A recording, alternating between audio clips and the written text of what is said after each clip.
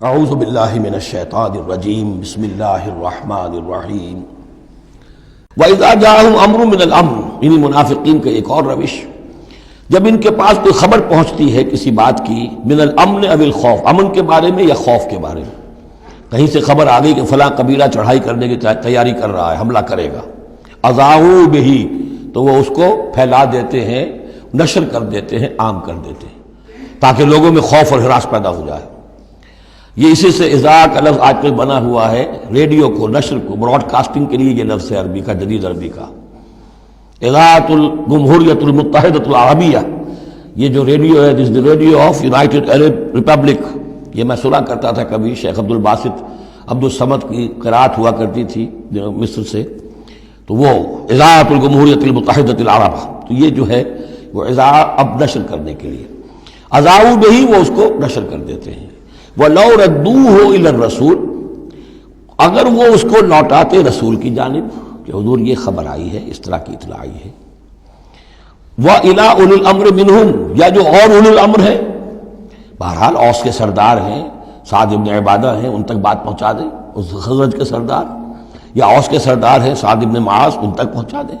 اگر یہ کرتے لَعَلِمَهُ الَّذِينَ يَسْتَنبِطُونَهُ مِنْهُمْ، تو یہ بات ان لوگوں کے علم میں آتی جو اس کا استنباط کر سکتے، نتیجہ نکال سکتے، کتنی بات صحیح ہے، اس کا نتیجہ کیا نکل رہا ہے، ہمیں کیا قدم اٹھانا چاہیے۔ اور جب انہوں نے وہ خبر ایسے ہی جو ہے پھیلا دی، تو اس کا نتیجہ کیا ہوگا کہ لوگوں میں ایک سراسیمگی پیدا ہو گئی، ایک فکر پیدا ہو گیا، جسے آپ کہتے ہیں دنیا میں ہو جاتا ہے، سنسنی سی پیدا ہو جاتی ہے۔ وَلَوْلَا فَضْلُ اللَّهِ عَلَيْكُمْ وَرَحْمَتُهُ، اور اگر اللہ کا فضل اور اس کی رحمت تمہارے شان میں حال نہ ہوتی، لَاتَّبَعْتُمُ الشَّيْطَانَ إِلَّا قَلِيلًا، تو تم سب کے سب شیطان ہی کی پیروی کرتے سوائے چند کے۔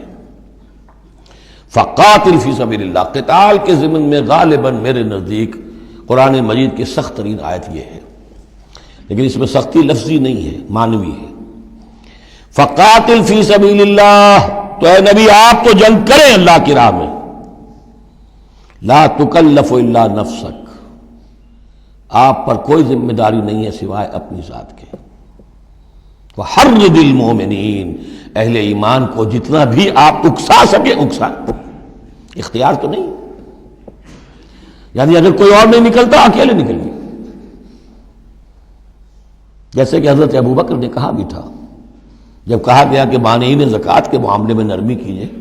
کوئی نہیں میرا ساتھ دے گا، میں اکیلا جاؤں گا، یہ عظیمت۔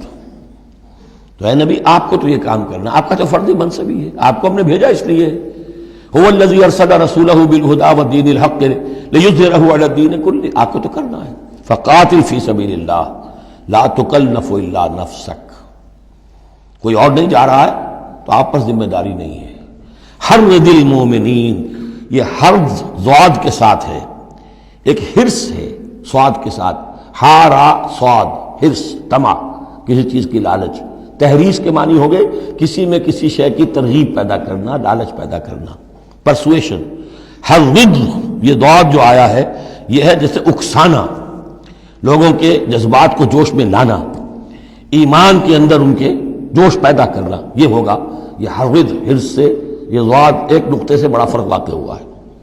وحرض المؤمنین عسى الله ان يكف باس الذين كفروا،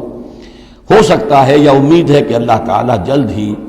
ان کافروں کی قوت کو روک دے، تھام لے، ان کی جنگ جو ابھی بڑی ان کی چلت پھرت ہو رہی ہے،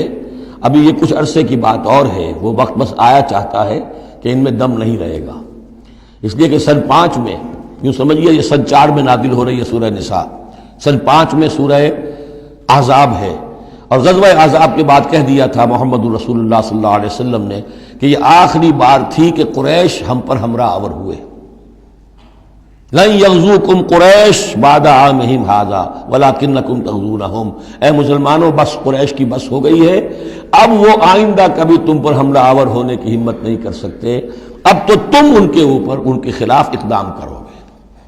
اس لیے 6 سال میں اگلے سال آپ نے سفر کیا عمرے کا، ٹریٹی ہو گئی، انا فتحنا لک فتحا مبینا، صلح حدیبیہ،